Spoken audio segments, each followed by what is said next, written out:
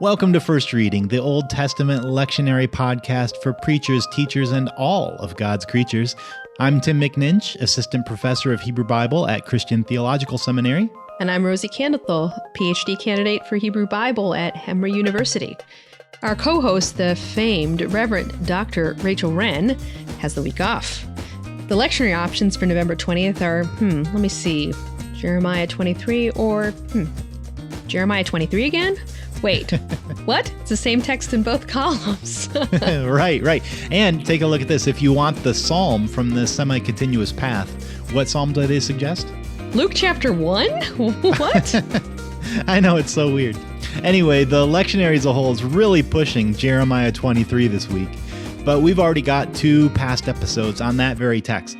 So I've decided to take up the psalm that's from the strand that's also matched up to the gospel reading, because it's a psalm that I really love, Psalm 46. Ooh, Psalm 46, that is a good one. But before you get started, let me insert the obligatory plug that if you want to help us keep the podcast going and growing, you can make a donation at our website, firstreadingpodcast.com. And if you're a regular listener, please consider setting up a monthly donation. $3, $5, $10, whatever works for you. We really appreciate it. I've already given monthly to the podcast. Wait, I wasn't talking to you. You donate to this podcast? Yeah. What's the old Hair Club for Men slogan? I'm not just the producer, I'm also a client. Okay, Tim. I don't quite get the math there, but we're grateful for your support. Anyway, what do you have for us this week to help us understand and maybe preach from Psalm 46? Well, on the surface, this psalm seems like mostly a bunch of fluffy, generic kind of praise song lyrics that give a general sense of God being helpful somehow to us and being exalted, whatever that means. But I'd say a closer look at the poetry of this song reveals an extended metaphor of the precise kind of help that this poet is expecting from God. Okay, I'm intrigued. You've got my attention. What do you see here? What is the metaphor? Well, let me back up and then zero in on it with a quick look at the structure of the whole of this short poem. The first few verses, and remember, the Hebrew and the JPS translation count the heading as verse 1. So the versification will be one ahead of other English translations. Anyway, the first few verses, 1 through 3 or 2 through 4 in Hebrew, leading up to that first Selah, they have a bunch of natural imagery, earth, mountains, seas. And then after that, we shift in the next few verses to the quote-unquote city of God, meaning Jerusalem, with imagery of its being under siege. But the section ends with a refrain. Adonai of hosts is with us. Adonai tsevaot imanu. The God of Jacob is our refuge. Misgav lanu Elohei Yaakov. Then after another Selah, we get the final section of the poem, which has a bunch of language about ending war and exalting God. And it rounds out with a repeat of that refrain. Adonai tsevaot imanu. Misgav lanu Elohei Yaakov. Okay, so it has 3 sections. Nature, siege, exaltation. It would appear so, but actually it's just all warfare imagery. Okay, you're going to have to explain that. Okay, so I think the middle section is the most transparent in this way. When it says there is a river whose streams gladden the city of God, that's not actually just a bucolic metaphor. Right, there is actually a water source in Jerusalem, right? The Gihon Spring. Exactly. And the strategic value of that spring is that when the city is under siege, it has a built-in water supply so that it can outlast the thirsty besiegers. What's more, Jerusalem was home to God's temple. So the poet says, basically, we've got water, we've got God here, nothing can touch us. When dawn comes after the long night of siege, God thunders out and the earth, meaning enemy forces, melts away. And then it has that refrain, Adonai tsevaot imanu, misgav lanu Elohei Yaakov. All right, I can see how that section has military or martial imagery embedded in it. But what about the rest of the psalm? So the beginning section, then it has a bunch of natural, I would say even cosmic imagery. And often in poetry, the relative stability or instability of the natural order is used to represent the same sort of stability or instability in the geopolitical sphere. So when the poet talks about the shifting earth or mountains shaking in the heart of the sea, and by the way, who has ever heard of mountains in the heart of the sea? That's actually a piece of ancient cosmology where they conceived that the earth was held up by these submerged pillars or mountains under the sea. When those pillars are stable, well, all is well. But when they totter, you get earthquakes, tsunamis, etc. Anyway, all that instability is a way for the poet to talk about shifts on the geopolitical stage. When the great empires of the world are shifting the balance of power via these big world wars, it can be scary to the smaller vassal kingdoms like Israel was, who are often caught powerless in the crossfire. But this poet says that with God as their refuge, Israel doesn't need to fear when the great empires shift and roar and foam. Okay, so there's not such a break between the first and middle sections.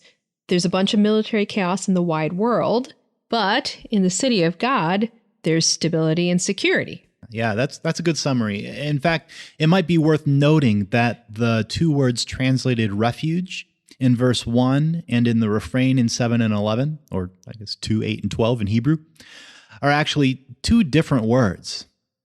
The first one is machaseh, a hiding place or a shelter, which is a great fit for that kind of chaos warfare wordplay in that first section.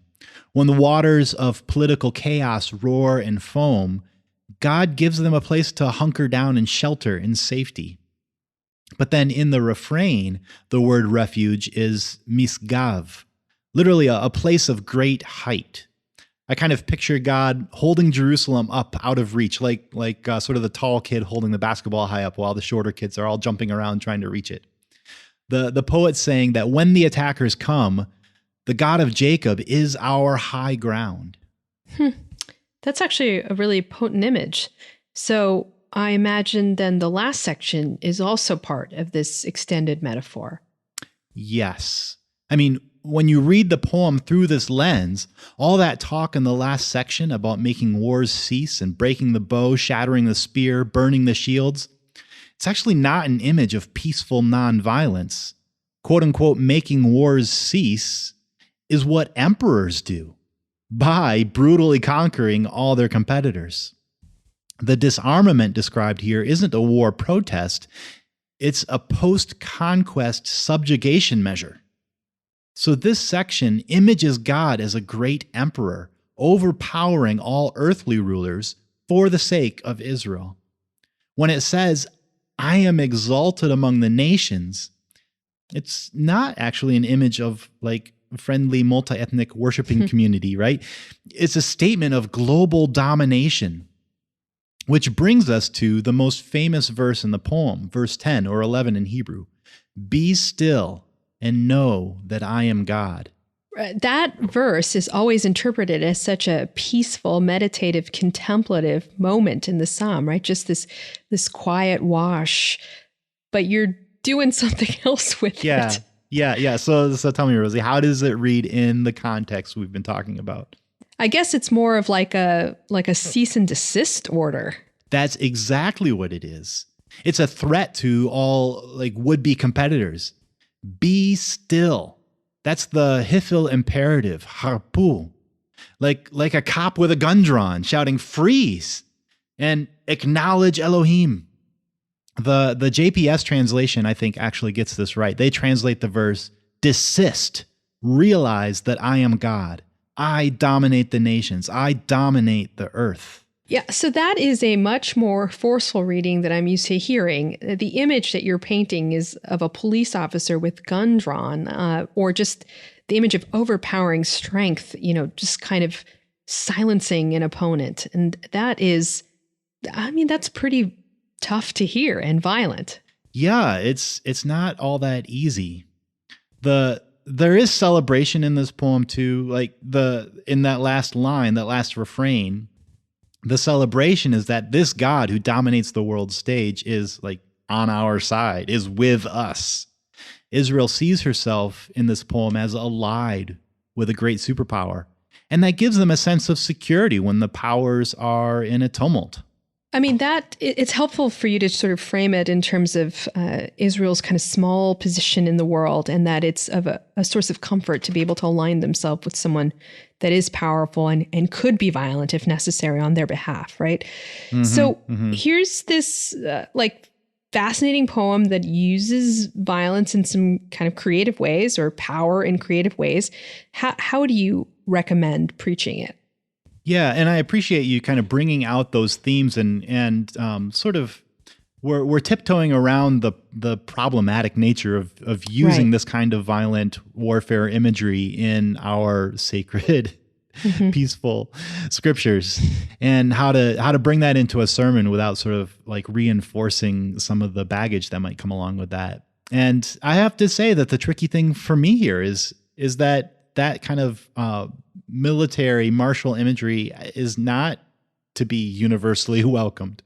In fact, I find it very problematic myself. If I were writing a poem about the security that we find in God in precarious times, that's not the imagery that I would use, this sort of language of dominance and power and empire. Maybe that's partly because I recognize that I belong to a privileged and powerful community and nation and religion, etc. So it's actually not all that helpful to pile on poetic images of dominance and supremacy, much less on Christ the King or Reign of Christ Sunday, when that would only reinforce the troublesome history of Christian colonialism. But I have to say, on the other hand, I think this language has much more meaning when it's voiced by marginalized communities, such as Israel and Judah and what becomes the Persian province of Yehud, what they were. So if you out there are preaching in a community that's been historically oppressed by power and empire and patriarchy and colonialism, etc., then you actually might have a use for a sort of script flipping affirmation that God's power is there to protect you. But for preachers like me, who may be preaching in a predominantly white American context, a context with a history of power and dominance, I think this language needs to be reimagined. A poem like this speaks a more relevant message to people like me when we imagine ourselves not as the us who can safely rest in Elohim's care, but as part of the forces of power and dominance against which God thunders, "Be still." I think a sermon in that context could use this poem as an invitation to consider, what does being still look like for us? What are the levers of power that we're being called to take our hands off? How can we lend our support to those who are sitting hunkered down in God's care? I think that turns the poem around in a kind of challenging way, but I think there's potential to explore there in a sermon. Yeah, definitely a challenge, as you've outlined here, for preachers both in dominant cultures and for preachers who want to access an assurance for communities that have been historically marginalized.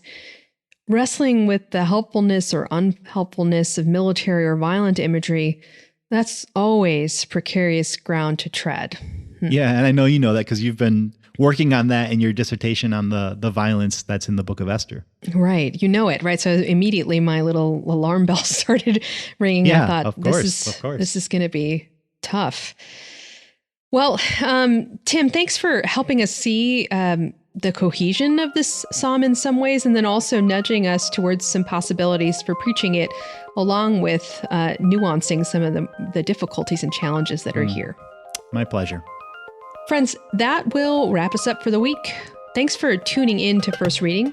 We hope you've gotten something helpful from this conversation. And if so, please consider taking a moment or two to share the episode with a preacher, teacher, or Bible lover in your life to help expand the First Reading podcast community. You can also help us keep this going by supporting the podcast financially. We welcome donations on our website, firstreadingpodcast.com, where you'll also find nearly 200 searchable back episodes. You can always reach us via email at firstreadingpodcast@gmail.com or drop us a line on Facebook. Our gratitude goes to our friends at Trinity Lutheran Seminary for their supportive grant.